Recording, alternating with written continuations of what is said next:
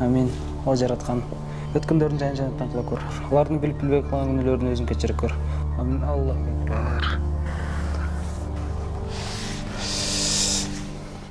Ого, камера 75 го. Кулук болсун досум. Молодец. Ушундай айдай турган баласың, мощный. Эртеден бери чалам, не кылбайсың? Аяш телефон бербей койду. Хadi досым, ничего. Кызылатуу. Мурда аяш чыгып, тосуп алып чайдай койчу эле. Не урушуп кеттиңерби? Болуп турат досум, кызылатуу. Эри катын урушат, эси кеткен болушат дейт. Бу кытайский калпагың сонун жарашып калыптыр. Өмүр кийген калпактарды бүгүн кийип, кымбатыраак калпакка акчаң жетпей калыптыр да. Досым, бүгүн майрам болуп атса, сен отурушуң бол. Сүйлөбөйсүңбү? Мен сүйлөйүн, анда сен уктуусуң. Аяштаңдын өткөнүнө 2 жыл болду. Мына бүгүн экинчи айттыгын өткөрүп атабыз.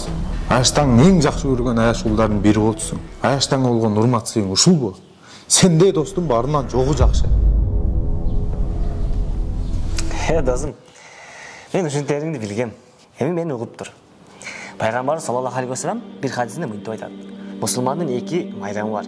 Биринчиси орозо айт, экинчиси курбан айт. Биз мусулмандар ушинтип өзүбүздүн майрамыбызды азага айландырып өткөндөрдү эстеп, манайыбызды чөктүрүп алганбыз. Анан мусулманчылыкта тиги мүмкүн эмес, бул мүмкүн эмес деп балдарыбызды ар нерседен тыябыз. Мисалы үчүн мына орустардын жаңы жылын кандай тосуп атабыз? Өмүрү желбеген тамактар ошол жерде желет. Эмне үчүн айтты биз ушинтип тоссок болбойт мусулмандар? Балдарыбызга белек берели, жакындарыбызды кубанталы. Балдарыбыз жаңы жылда эмес, айтты күтө тургандай кылбайлыбы?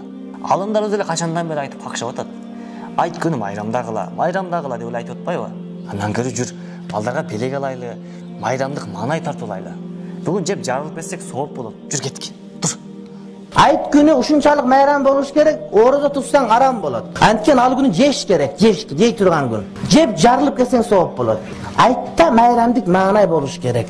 А бизде айтта жок, толук ыйлайбыз. Айт тирүүлөрдүн майрамы. Балдарга жан көйнөк алып беребиз, аялдар жан көйнөк алып беребиз, тууган урттарга катташабыз, алар келет, биз барабыз,